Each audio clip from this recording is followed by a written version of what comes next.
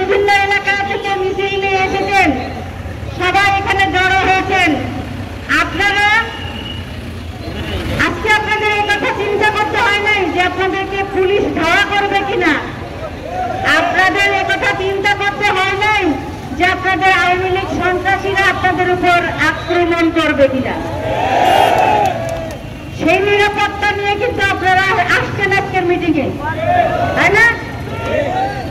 সুতরাং এই যে আজকের এই স্বাধীনতা, আজকের এই গণতন্ত্র ফিরে পাওয়া আমাদের, সেটার লড়াই আমরা শুরু করেছিলাম বিগত 17 বছর যাবৎ থেকে। জীবনের থেকে উনি সবসময় আমাদের এই দলকে আগলে রেখেছেন বা বিভিন্ন নির্দেশনা দিয়েছেন। এই গণতান্ত্রিক আন্দোলনকে শক্তিশালী করার জন্য উনি নির্দেশনা দিয়েছেন, উনি উনার ভূমিকা পালন করেছেন। উনি এই যে বিগত যে ছাত্র আন্দোলন, সেই আন্দোলনের প্রেক্ষাপট তৈরি হয়েছে আরো 15 বছর আগে থেকেই। এই 15 বছর থেকে মানুষের এই 15 বছরে মানুষের এই আত্মত্যাগ আপনিয়েছিলেন যার যার অবস্থান থেকে সেই আন্দোলনকে সহযোগিতা করার জন্য। আমরা যারা বিএনপি করি, আমাদের সন্তানরা কিন্তু মিছিলে ছিল, আমাদের সন্তানদের পেছন থেকে তাদের বাবা মা তাদেরকে সামনে এগিয়ে যাওয়ার সাহস জুগিয়েছে। সুতরাং আজকে যে আন্দোলনের ফসল, বা অনেকেই মনে করতেছে বা অনেকেই বলছে অনেক কথা যে এটা ছাত্র আন্দোলন, ছাত্রদের ফসল। এই আন্দোলনের ফসল একদিনে নয়, দীর্ঘদিনে বিএনপির নেতাকর্মীদের ত্যাগ শিকার বেগম খালেদা জিয়া গণতন্ত্রের জন্য লড়াইশী ভূমিকা নিয়ে সেদিন রাজপথে নেমেছিল। তাদের সাহসী ভূমিকায় সবার এদেশের মানুষের ফ্যাসিস্ট সরকারের বিরুদ্ধে সমস্ত শক্তি একত্রিত হয়ে আমরা সেই জয়প্রাপ্তিকারী সরকার এসেছে, তাদেরকে সফল করতে আমাদেরকে সহযোগিতা করতে হবে। কারণ এই অর্জনে, এই স্বাধীনতার অর্জনকে বিনষ্ট করার জন্য যে কুচক্রী মহল, সেই কুচক্রী মহল বিভিন্ন ধরনের চক্রান্ত করছে। দেশ থেকে পালিয়ে গিয়ে শান্তি হয় নাই, দেশ থেকে পালিয়ে পার্শ্ববর্তী রাষ্ট্রে আশ্রয় নিয়েও বিভিন্ন ধরনের কনস্পিরেসি ষড়যন্ত্র করছেন। কিন্তু বিভিন্ন সময় ষড়যন্ত্র সম্পর্কে আমাদেরকে সজাগ থাকতে হবে।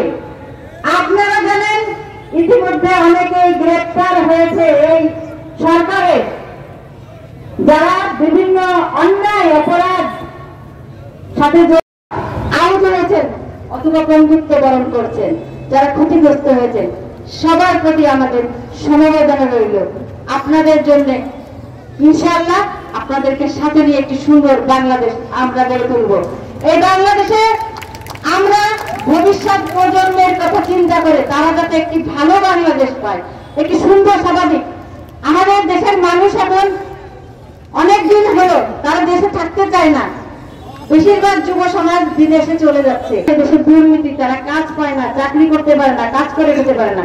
সুতরাং সেই তাদের কথা চিন্তা করে, আগামী ভবিষ্যৎ প্রজন্মের কথা চিন্তা করে আমরা সবাইকে সাথে নিয়ে একটি সুন্দর বাংলাদেশ গড়ে তুলব ইনশাআল্লাহ।